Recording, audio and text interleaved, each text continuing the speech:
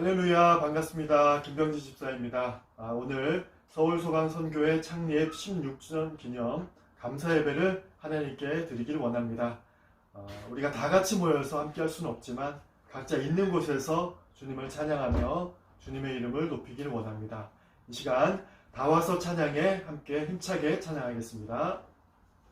다 와서 찬양해, 다 와서 찬양해, 사랑을 주신 주 찬양해, 사랑해 우리 주님 생명 주셨네.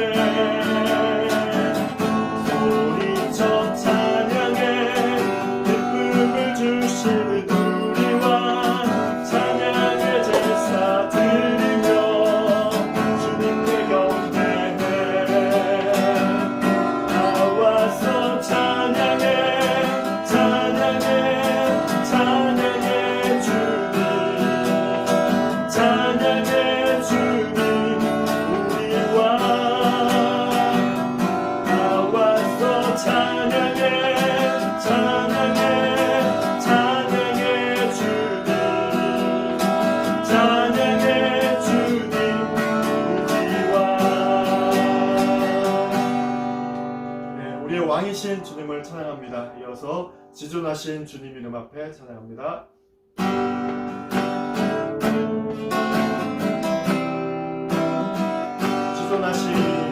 지존하신 주님 이름 앞에 오늘은 그보다 경배해.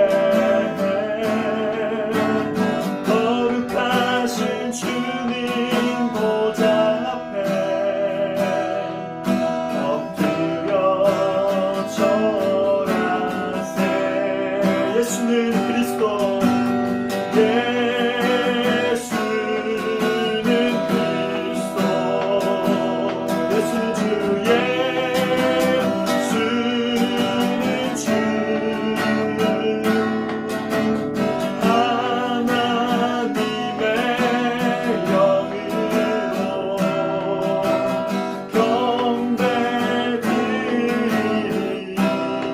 다시 한번 지존하신 주님 이름 앞에 오늘은 그보다 경배해. 거룩하신 주님 보좌 앞에 엎드려 절하세. 예수는 그리스도,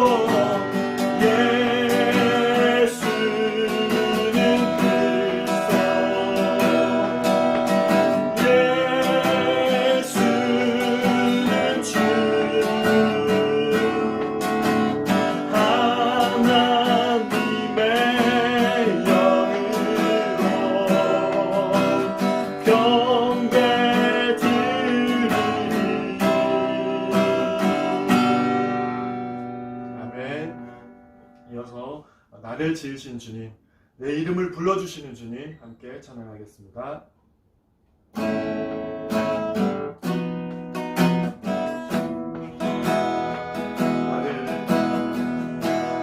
나를 지으신 주님, 내 안에 계셔.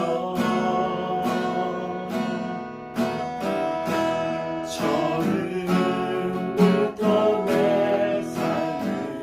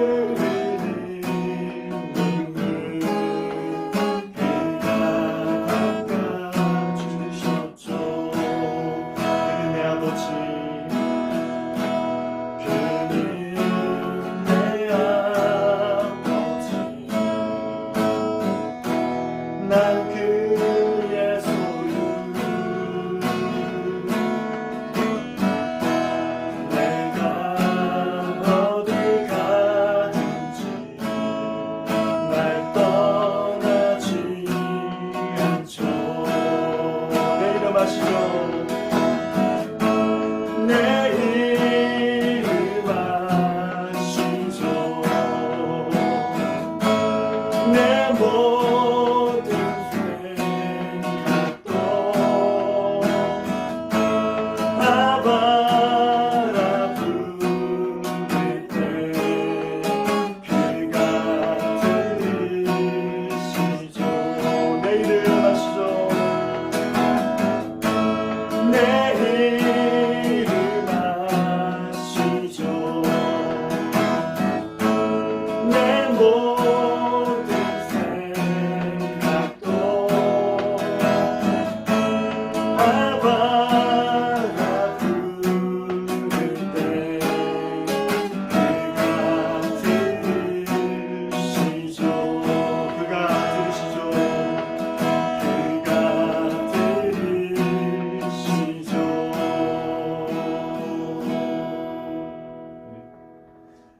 내 이름을 부르시는 주님께서 사랑의 눈으로 늘 항상 우리를 지켜보고 계십니다. 이 시간 주만 바라볼지라 함께 찬양하겠습니다. 하나님의 사랑을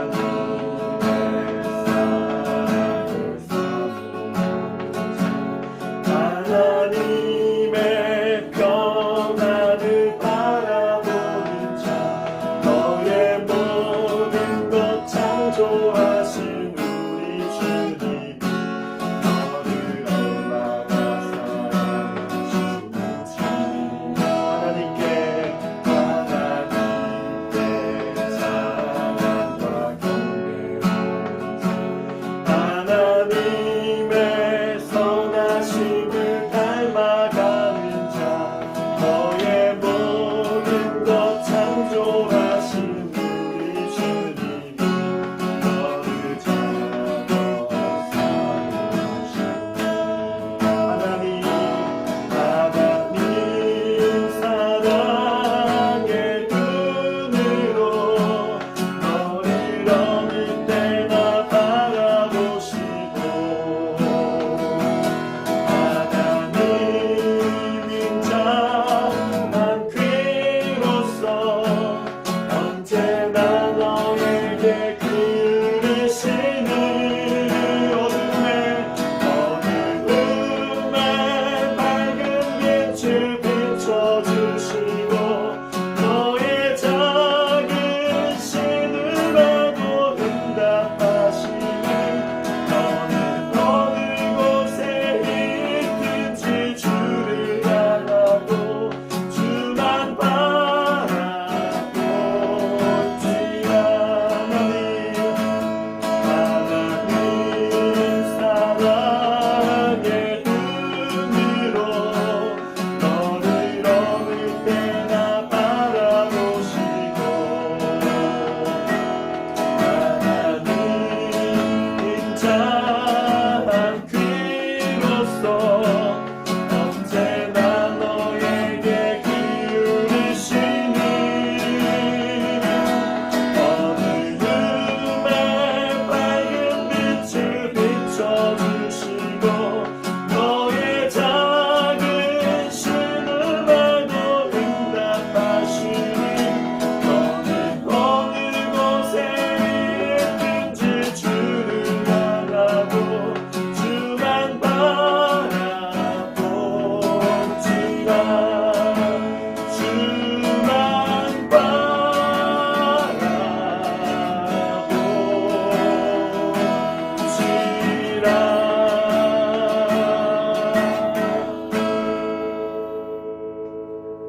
바라볼지라. 우리의 찬양을 받으신 하나님께 영광을 올려드립니다. 감사합니다.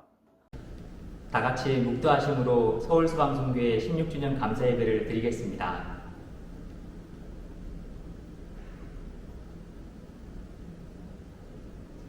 할렐루야. 은혜와 사랑이 충만하신 하나님 아버지, 서울소방송교회 16주년 감사 예배를 드리게 하시니 감사합니다.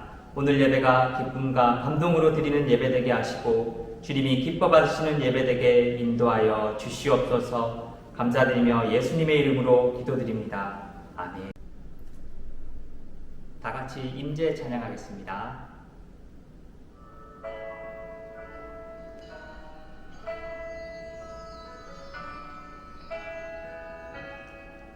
하늘의 문을 여소서, 이곳을 주목하소서. 주를 향한 노래가 꺼지지 않으니 하늘을 열고 보소서. 이곳에 임재하소서. 주님을 기다립니다. 기도의 향기가 하늘에 닿으니 주여 임재하여 주소서. 이곳에 오셔서 이곳에 앉으소서. 이곳에서 드리는 예배를 받으소서. 주님의 이름만을, 오직 주의 이름만 이곳에 있습니다. 이곳에 오셔서 이곳에 앉으소서. 이곳에서 드리는 예배를 받으소서. 주님의 이름만을, 오직 주의 이름만 이곳에 있습니다. 서울소방선교회 부회장님이신 김경수 집사님 대표 기도해 주시겠습니다. 기도하겠습니다. 말씀으로 하늘과 땅 그리고 모든 만물을 창조하시고 처음과 나중 되시며 심판자가 되시는 창조자 하나님, 찬양하며 영광을 올려드립니다. 창조주 하나님을 아버지라 부를 수 있음에 감사 또 감사드립니다. 죄악과 연약함으로 하나님의 자녀로 성도로서의 세상에 본이 되지 못한 삶, 회개하고 또 반성합니다. 하나님의 은혜로 서울소방선교회를 허락하사 늘 말씀과 교제로 하나님을 찬양하고 기도하며 새 힘을 얻어 하루하루 살아감을 감사드립니다. 먼저 믿게 된 우리들이 세상에서 선한 영향력의 사람으로 살아갈 수 있도록 우리의 생각과 마음을 주관하여 주시옵소서. 각자 세상을 사는 동안 여러 가지 상황 속에서 상처받은 마음의 밭이 옥토가 되어 늘 감사와 기쁨과 소망, 사랑이 넘치는 삶 속에서 예수 그리스도의 정인이 되는 삶을 살아가도록 인도하여 주시옵소서. 천국 나라를 소망하며 예수 죽음이 나의 죽음이며 예수 부활이 나의 부활임을, 또 슬픔과 고난뿐인 이 삶이 끝이 아님을, 천국의 소망 안에서 살아가도록 인도하여 주시옵소서. 말씀을 전하시는 최영규 목사님과 그 가정에 한없는 축복과 은혜를 내려주사 모든 삶이 평탄케 하옵소서. 이 시간 성령 충만케 하사 말씀을 듣는 우리의 심령과 육신이 새롭게 태어나는 시간이 되도록 인도하여 주시옵소서. 지금의 전 세계는 코로나라는 전염병으로 죽음과 공포, 어려움 속에서 고통받는 수많은 이들이 하루하루 살아가고 있습니다. 이러함 속에서 인간이 얼마나 연약하고 또 미약한 존재인지 인식하고 창조주 하나님을 믿는 기회가 되도록 불쌍히 여겨 은혜 내려 주시옵소서. 이 모든 것을 우리의 죄를 사하여 주시기 위하여 십자가에 못 박혀 죽으시고 3일 만에 부활 성천하시고 보혜사 성령 하나님을 보내주신 우리 주 예수 그리스도 이름으로 기도합니다. 아멘.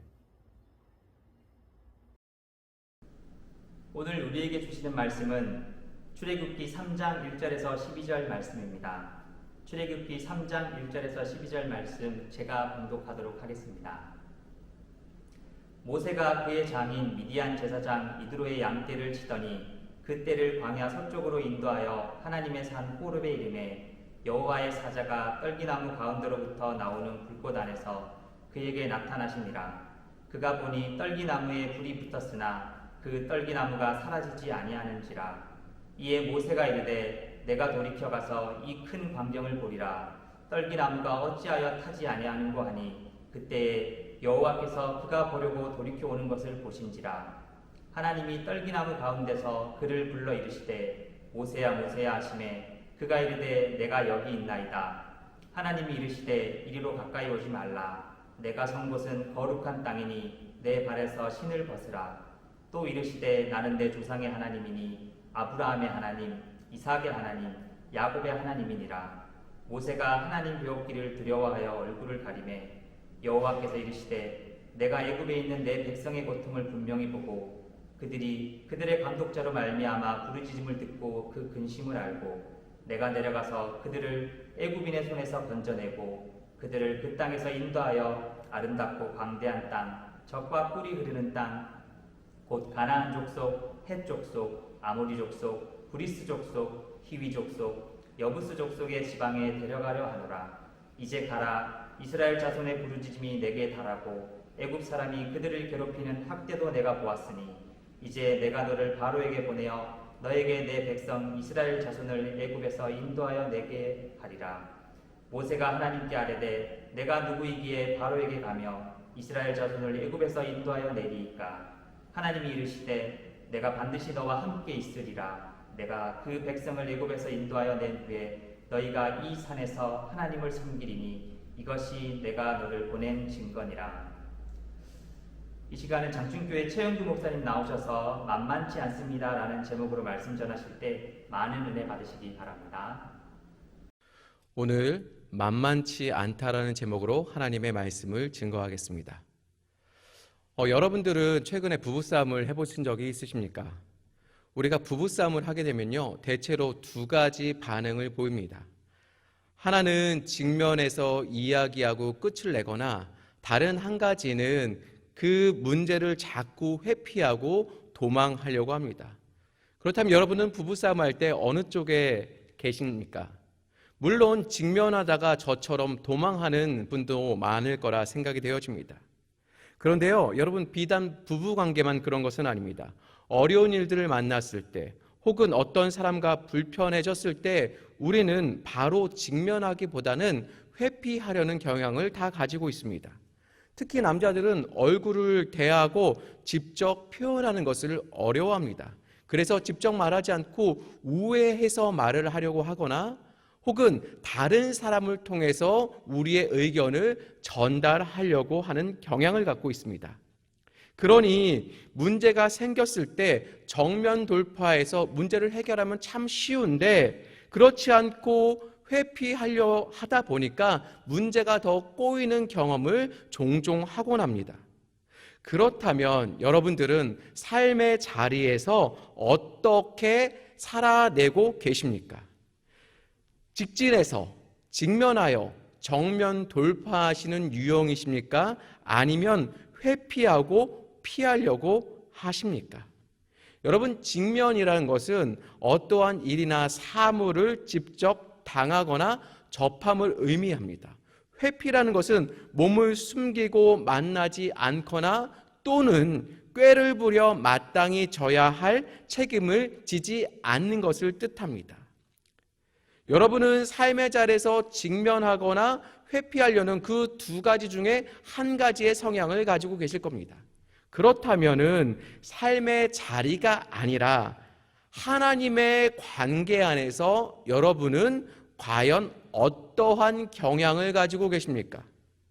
하나님께서 여러분을 부르시고 사명과 소명을 주셨을 때 여러분은 직면하고 계십니까? 아니면 그것을 피하고 회피하려고 하십니까? 오늘 우리가 읽은 본문을 통해서 이제 16주년을 맞이한 서울소방선교회에 하나님께 주신 사명과 소명을 다시 한번 점검해 보면서 우리가 하나님의 소명과 사명에 대해서 어떤 반응을 가지고 이제 앞으로 더 나아가는 서울소방선교회가 될지에 대해서 묵상해 보고자 합니다. 여러분, 첫 번째는 하나님의 소명을 정면으로 도전하십니다. 하나님은 소명을 정면으로 도전하십니다. 우리가 다 아는 것처럼 광야로 도망간 모세에게는 아무런 일도 일어나지 않았습니다. 오늘도 일상 속에서 모세는 어김없이 아침 일찍 일어나 미디안 광야에 나와 양을 치고 있었습니다. 이 당시 모세는 과연 어떠한 사람이었을까요? 한때는 내가 왕자였고, 한때는 내가 배운 사람이었고, 한때는 물질과 권세를 많이 가지고 있었던 사람이었습니다. 한때는 자기 민족을 구원하고자 하는 열망에 가득 찬 사람이었지만은 지금은 광야에서 양을 치며 40년간 살다 보니 아무런 변화없는 일상에 젖어 과거의 생각조차 하지 못하고 하루하루의 일상을 목적 없이 사는 한 늙은 사람에 지나지 않았습니다.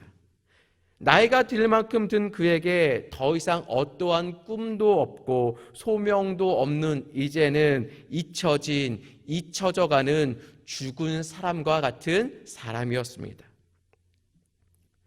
모세가 하루는 양을 치다가 호렙산에 이르게 됩니다. 호렙이라는 말의 뜻은 폐허라는 뜻인데 오늘 본문에는 하나님의 산으로 이름하고 있습니다.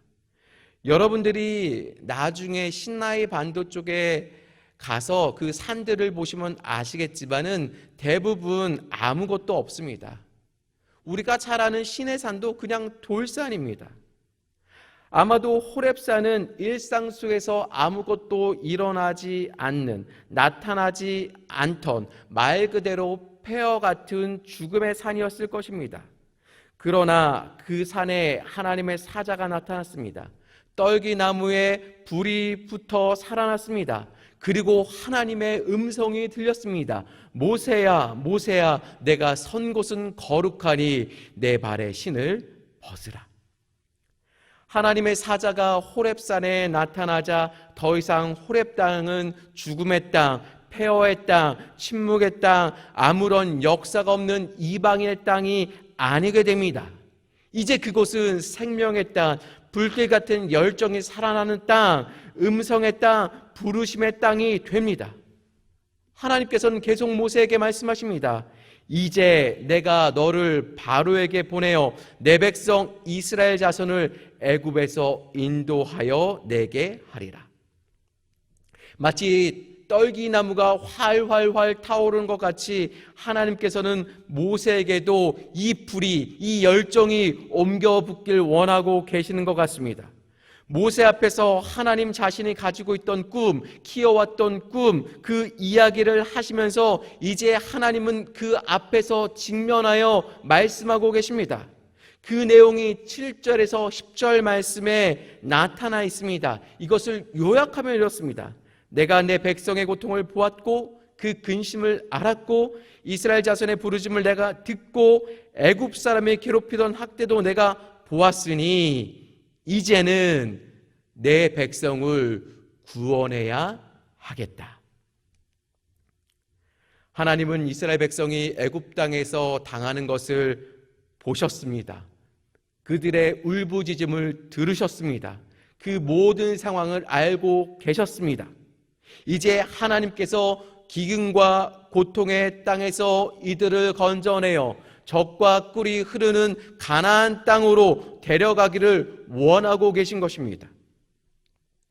하나님이 모세를 찾아오시기 전인 7절 이전은 이 모든 사람에게 고통과 절망밖에 없었습니다. 반면에 하나님이 이제 보고 듣고 안다라고 말씀하신 7절 이유는 소망과 구원의 희망으로 가득 찹니다. 그런데 이 일을 이루어 가시는 하나님께서 모세에게 나타나셔서 말씀하셨을 때 하나님은 자신을 모세의 조상 아브라함과 이삭과 야곱의 하나님이라고 소개를 합니다. 왜 그렇게 하나님은 모세에게 자신을 소개하셨을까요? 차라리 이들보다 더 훌륭한 신앙인인 나는 아벨의 하나님이다, 에녹의 하나님 또는 노아의 하나님이라고 소개하는 것이 차라리 낫지 않았을까요? 사실 아브라함과 이삭과 더욱이 야곱은 문제가 많은 사람이었기 때문입니다. 그리고 이미 죽은 자들의 하나님으로 자신을 나타내시려면 하나님께서 과거의 시제를 사용하셔서 나는 그들의 하나님이었느니라고 하셔야 되는데 하나님께서는 그들의 하나님이다라는 현재 시제를 사용하고 계십니다. 이것을 우리가 보고 듣고 깨달아야 하는 것은 하나님이 모세의 조상들에게 약속하신 그 모든 것을 지금 너를 통해서 이루어 내겠다라고 말씀하시는 것입니다. 모세와 이스라엘 백성은 잊어버렸어도 하나님께서는 아직도 아브라함에게 약속하셨던 그 꿈을 아직도 꾸고 계시며 그 소명을 이제 모세에게 전달하고자 하시는 것입니다. 여러분, 신학교에 가면요 가장 많이 듣는 이야기 한 가지가 있습니다. 그것이 무엇인 줄 아십니까? 전우사님, 당신은 소명을 언제 받았습니까? 언제 당신은 소명을 받았습니까? 입니다. 물론 이 이야기는 신학생들이 신학교에 어떻게 왔는지, 어떻게 하나님의 부르심이 있었는지, 그리고 서로를 깊이 이해하기 위해서 자주 질문하는 내용입니다. 그런데 여기에는 전제가 깔려 있습니다. 신학교에 온 것은 일반 대학과 간 것과는 분명히 차이가 있다는 것입니다. 신학과는 아무나 오는 것이 아니고 하나님께로부터 선택받고 부름받고 소명받는 특별한 사람들만 오는 특별한 곳이라는 특권의식이 있는 것입니다. 그래서인지 신학교에 오는 사람은 정말 다양합니다. 어떤 분은 사업이 망해서 오신 분도 있고, 어떤 분은 결혼이 실패해서 오신 분도 있고, 어떤 분은 많이 아팠다가 하나님께서 살려주신 그 경험을 가지고 오시는 분들도 있습니다. 물론 직장 생활하다가 하나님의 부르심을 받고 오시는 분도 있습니다. 마음의 평안이 없어서 신학교에 가면 이 마음의 평안을 누릴 수 있을지 않을까 생각해서 오신 분들도 많이 있습니다. 모두 다 신학교에 올 수밖에 없는 자기만의 간증을 한다는 것입니다. 그러나요, 이러한 것은요, 신학생들, 목사가 되기 위한 그들만에게만 해당되는 소명이란 단어는 그들에게만 해당되는 전유물이 아닙니다. 하나님은 이 세상을 살아가는 모든 사람에게 정면으로 이 소명에 대한 문제를 지금 묻고 계신 겁니다. 주고자 하시는 것입니다. 시장에서 자판을 열고 생선을 파는 할머니나 회사에서 높은 자리에 서 있는 회장님이나 집에서 아이를 키우는 주부에게나 아니면 직장을 살아가는 평범한 셀러님에게 누구에게나 하나님은 각자에게 허락하시는 꿈이 있고 소명을 통해서 하나님은 영광 받으시길 원하신다는 것입니다. 이 모든 사람에게 꿈을 주시고 그 꿈을 이루어 가시기를 하나님께서는 원한다는 것입니다. 그렇기 때문에 오늘 이 자리에 앉은 여러분에게 도전하고 계신 것입니다.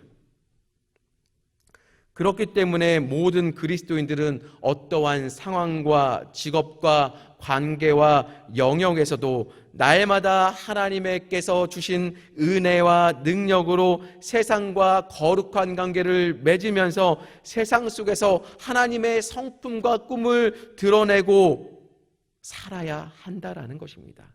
이것이 오늘날 우리에게 주신 정면으로 도전하고 계신 하나님의 소명이라는 것입니다.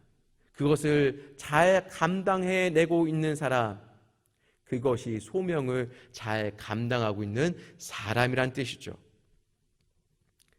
사랑하는 우리 소방 선교회 형제자매 여러분, 우리의 모든 삶의 영역이 비전과 소망과 사명과 꿈을 살아내야 되는 하나님의 부르심입니다. 하나님은 그것을 우리의 삶에서 정면으로 도전하고 계십니다. 그 도전은 우리로 하여금 불타오르게 한다는 사실을 꼭 기억하시고 우리의 받은 사명을 오늘 잘 기억하시고 그 사명을 도전하고 계신 하나님의 부르심에 아멘으로 화답하고 나가실 수 있게 되길 주의 이름으로 간절히 축복합니다. 두 번째는 우리는 하나님의 소명을 회피할 때가 참 많이 있다라는 것입니다. 하나님이 모세에게 주신 꿈은 40년 전 그가 가졌던 꿈이었습니다. 소명이었습니다. 자신이 동족이 고통받고 있는 모습을 보고 자신의 동족을 구원하기로 모세는 마음을 먹었습니다. 그러나 그는 곧 좌절을 겪고 광야로 도망쳤습니다. 이제 광야에 도망친 사람인 모세는 꿈이 없는 사람이 되었습니다. 40년이라는 시간이 그를 그렇게 만들었습니다. 그는 살아있으나 죽은 자와 같았습니다. 그 40년이란 삶에 아무 일도 일어나지 않고 아무 일도 경험하지 못했기 때문에 그는 죽은 자와 마찬가지였습니다. 그렇기에 오늘 모세는 자신이 품었던 그 꿈, 하나님이 아브라함 때부터 품어왔던 그 꿈, 그 소명을 모세에게 제시했을 때 모세는 그것을 거절합니다. 여러분 11절 말씀을 보십시오. 모세가 하나님께 아뢰되 내가 누구이기에 바로에게 가며 이스라엘 자손을 애굽에서 인도하여 내리까? 여러분 왜 그랬을까요? 모세는 왜 거절했을까요? 왜 포기했을까요? 그에게 꿈도 없기도 했지만 모세에게는 세 가지 문제가 있었습니다. 바로 이스라엘과 바로와 모세 자신이었습니다. 여러분 애굽의 왕 바로를 보십시오. 당시 세계 어느 나라보다도 어느 누구보다도 애굽의 왕 바로는 위대했습니다. 상대할 사람이 없었습니다. 한 사람도 없었습니다. 그런데 한낱 도망자로 40년 동안 광야에서 산 모세가 그 위대한 제국의 왕 앞에서 이스라엘 민족을 해방시켜 달라고 이야기하라고 하니 누가 도망자의 말 한마디에 그래 내가 이 민족을 놓아주겠다라는 말을 하겠습니다. 왕 앞에 나가서 그 말을 하면은 그 즉시 목이 달아나지 않겠습니까? 그렇다면 여러분 바로도 어려운데 이스라엘 민족이라고 쉬웠을까요? 아닙니다. 이스라엘 민족이 어떤 민족입니까? 지난 400년 동안 애굽에서 종살이로 말미암아 이제 하나님에 대한 믿음이 있는지 없는지도 모르는, 이제 그들의 힘도 없는, 자신들이 이 애굽에서 나갈 의지도 없는 노예 민족, 그 이상도 그 이하도 아니었습니다. 철저하게 피동적으로 수동적으로 그 사랑왕의 그 당시의 나라의 처지에 정말 딱 들어맞게 살아가는 사람들이었습니다. 모세는 바로도 이스라엘도 도저히 감당할 수 없는 난관이었습니다.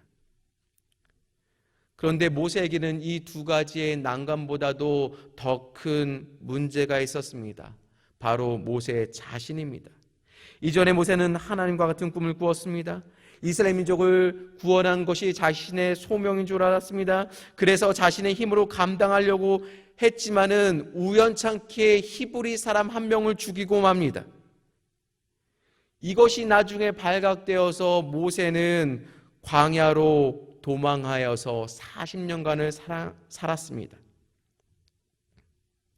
이제 그가 광야에서 양을 치든 일개 목자에 불과한 모세 앞에 닥쳐진 하나님의 소명도 바로도 이스라엘 민족도 두려웠습니다. 그는 자신이 없어진 것이죠. 그래서 정면으로 나서서 도전하시는 하나님의 소명에 대해서 모세가 택한 방식은 회피의 방식이었다는 것이죠.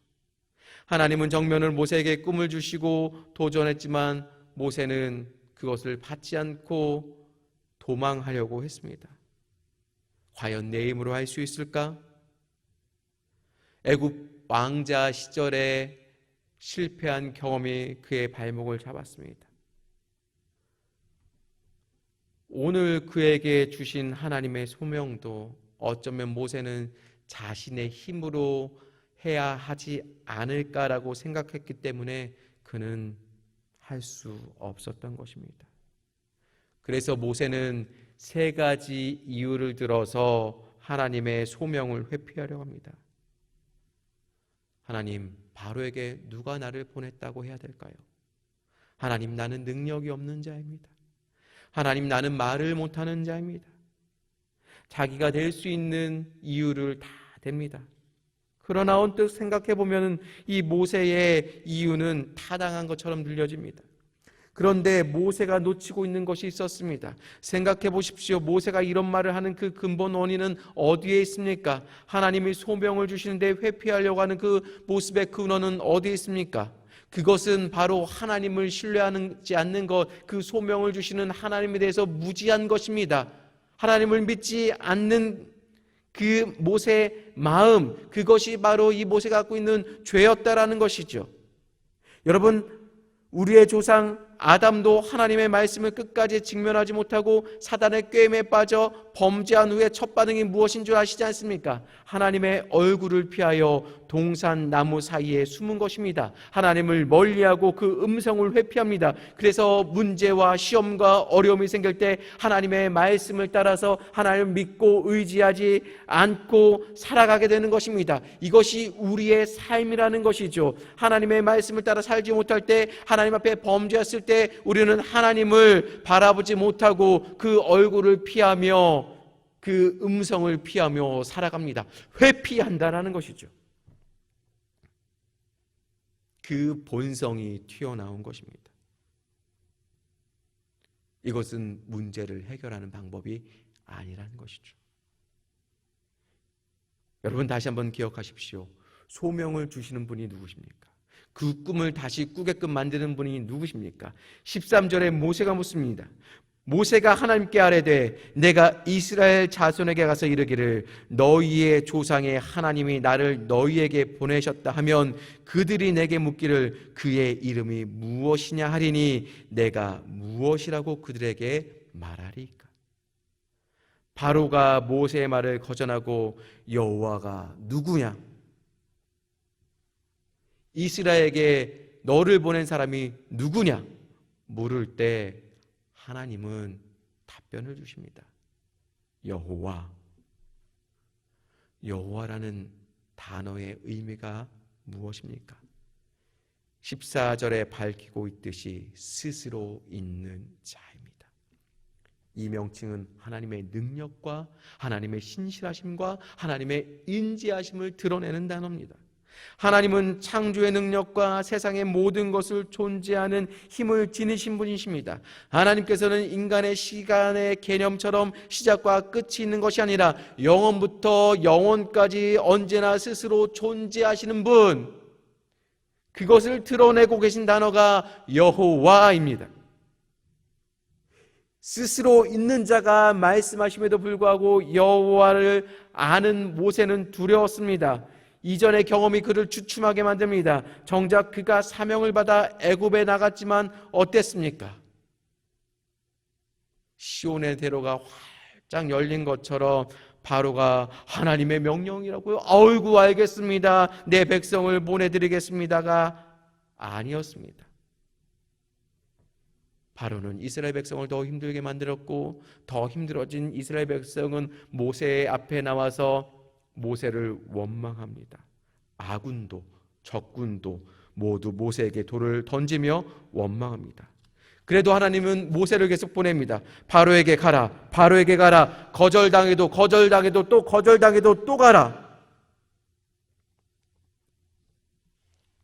열재앙이 시작됩니다. 애굽에 신된 것들이 하나하나 다 파괴됩니다. 그러나 재앙은 점점 더 강해집니다. 하나님께서 그것들을 하나하나 정복해 나가십니다. 마지막엔 이제 바로가 매달립니다. 그리고 모세가 큰 소리를 칩니다.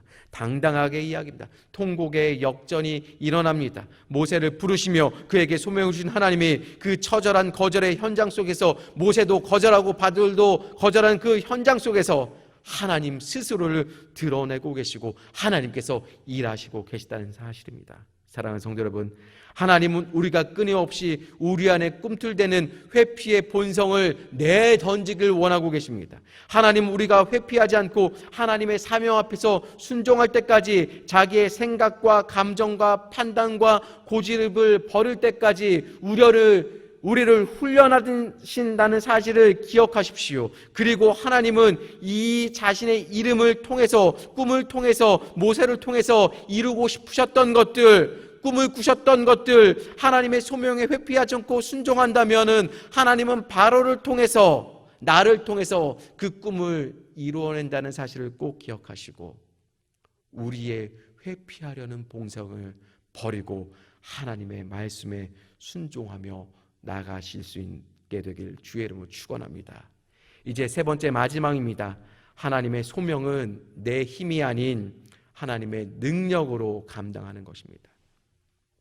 사실 하나님께서 모세에게 주신 그 소명은요, 어떻게 보면 인간의 힘 그리고 능력으로 도저히 해낼 수 없는 것들입니다.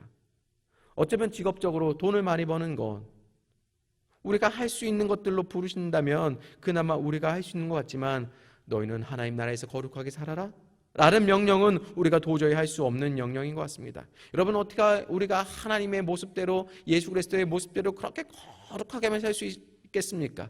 어떻게 예수님의 모습을 닮아가며 살 수 있겠습니까?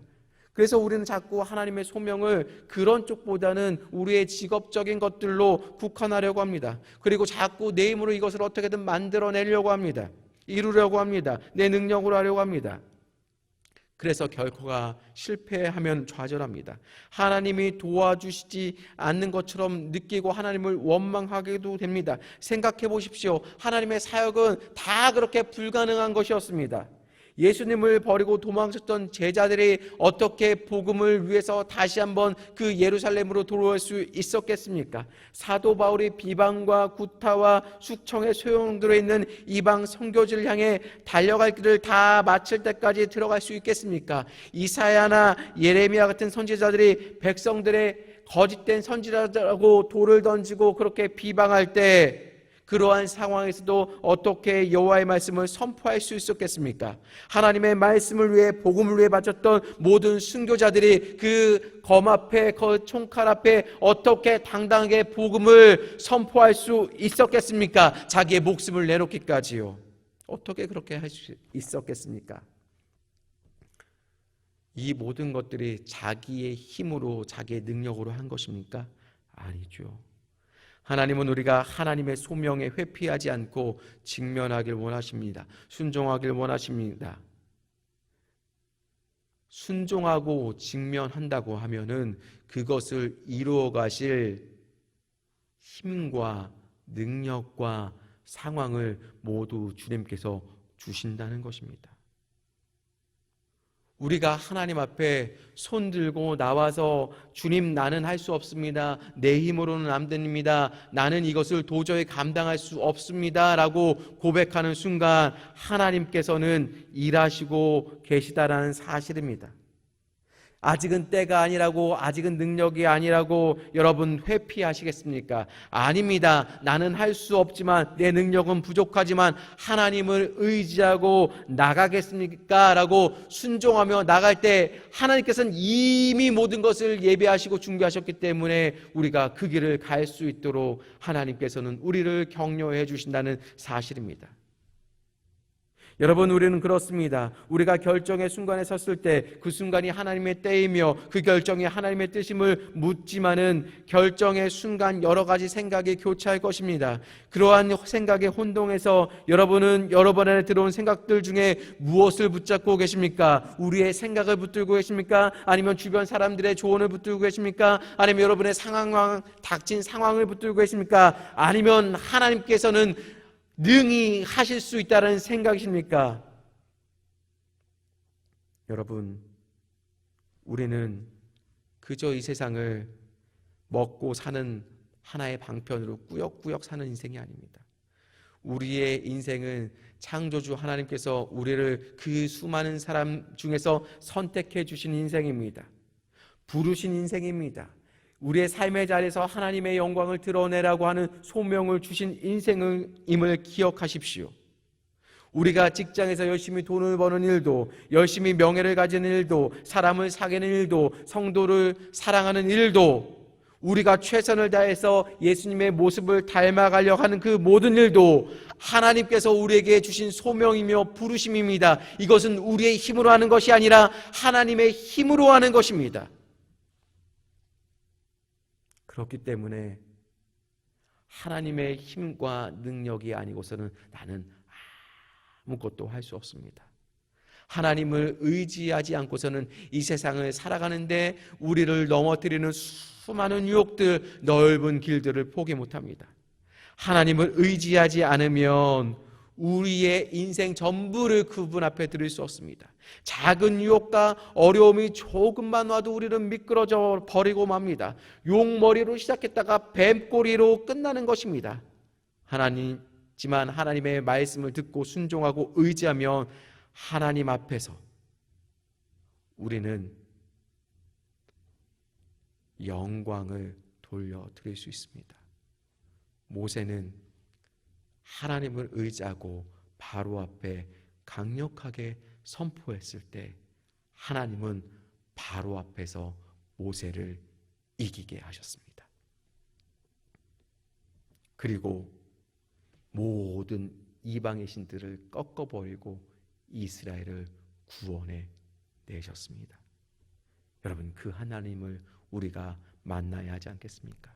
날마다 그분이 주시는 사명의 소명의 확신 속에서 살아가야 하지 않겠습니까? 불안하십니까?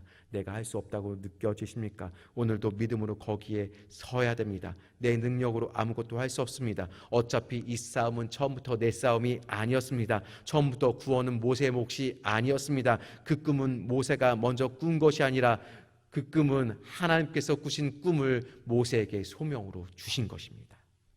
모세가 입술로 탁월하게 설명해서 바로를 설득한 것이 아닙니다. 이스라엘을 설득한 것이 아닙니다. 하나님을 의지하고 우리가 섰을 때 하나님께서 자신을 우리에게 계시하셨고 거기서 이름으로만 하나님을 드러내신 것이 아니라 애굽의 모든 신들을 말씀대로 심판하시는 하나님을 경험한 것입니다.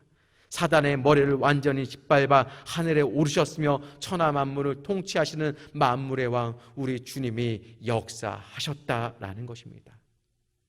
사랑하는 성도 여러분, 내 힘이 아닙니다.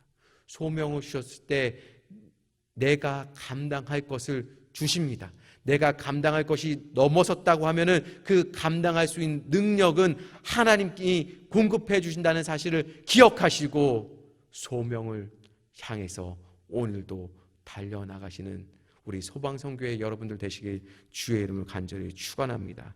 말씀을 정리합니다. 우리가 일상생활에서 소명자로 살아가는 것 어렵습니다. 만만치 않습니다. 그러나 만만치 않다고 우리가 뒤로 물러나면 되겠습니까? 안 됩니다. 회피하지 마십시오. 정면으로 부딪히십시오. 삶의 치열한 현장에서 말도 안 되는 싸움이지만 뒤돌아보지 말고 하나님이 주신 우리의 삶 가운데 소명을 확인하고 확신하여 서서 이 싸움을 끝까지 해내시는 우리 소방 선교의 모든 형제 자매 되시길 주의 이름으로 간절히 축원합니다. 여러분 계신 자리가 소명의 자리임을 기억하시고 그 소명의 자리에서 예수 그리스도의 복음을 드러내시고 영광을 드러내시고 이 소방선교를 통해서 큰 일을 역사하시고 꿈꾸고 소명을 주시기 위해서 오늘도 달려가시는 주님을 바라보실 수 있는 우리 서울 소방선교의 모든 형제 자매님들 되시길 주의 이름으로 간절히 축복합니다. 기도하겠습니다. 하나님, 그렇습니다. 우리가 소명을 위해 달려가는 자 될 수 있도록 주님 우리를 축복해 주시고, 우리가 받은 소명, 우리의 힘과 능력으로 하는 것이 아니라 하나님의 힘과 능력으로 하는 것임을 다시 한번 깨달아 우리의 삶의 자리에서 소방 선교의 그 소명을 우리가 다시 한번 확인하면서 하나님이 정면에서 우리를 부르셨을 때 우리가 회피하지 않고 아멘 아멘 하며 순종하며 달려나가서 하나님의 영광을 온 세계에, 온 나라에, 또한 소방 선교의 모든 지체들을 위해 확연하게 드러내며 증거할 수 있도록 주님 축복하여 주시고 함께하여 주시옵소서. 예수님 이름으로 기도드리옵나이다. 아멘. 이 시간은 헌금 시간입니다. 서울소방선교회 여기에 모인 우리라는 제목 특송하실 때 잔업으로 나가는 서울소방선교회 기다로 헌금하시면 됩니다.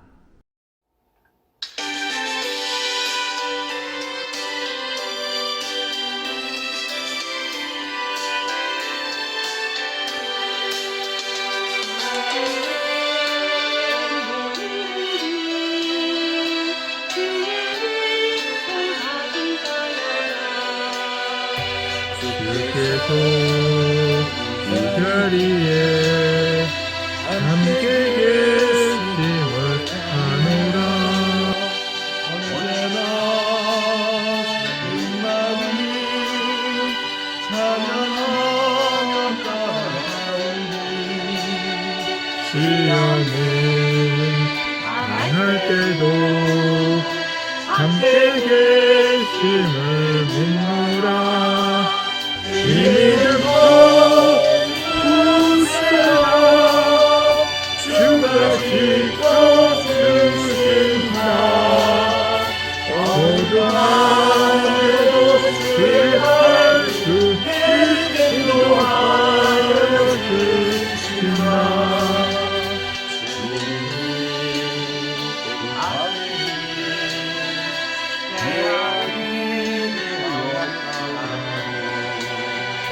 언제나 그 안에 내가 있음을 아노라. 사랑과 말씀들이 나를 도우시오니 때로는 나와도 괴로운 승리를 믿노라. 믿음으로 웃으라. 주가 지켜주신다. 어둠 안에도 주의 발을 인도하여 주신다.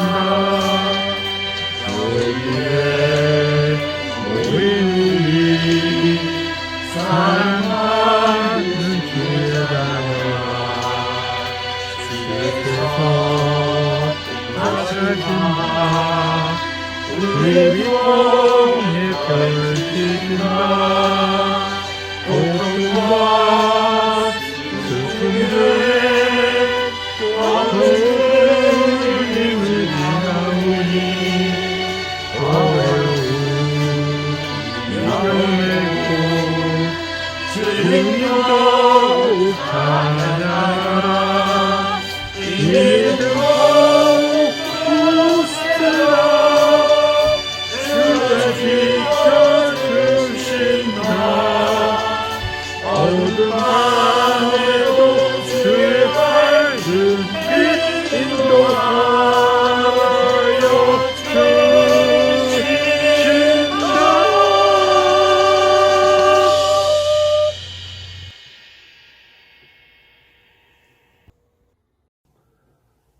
봉헌기도 드리시겠습니다.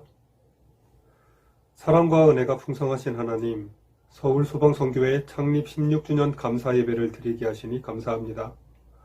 동료 대원들의 영혼 구원을 위해 서울소방선교회를 창립케 하신 하나님의 뜻을 순종해 지금에 이르렀습니다. 그러나 처음 당하는 코로나의 위기 상황에서 선교회 활동이 미약했음을 고백하오니 용서해 주시옵소서.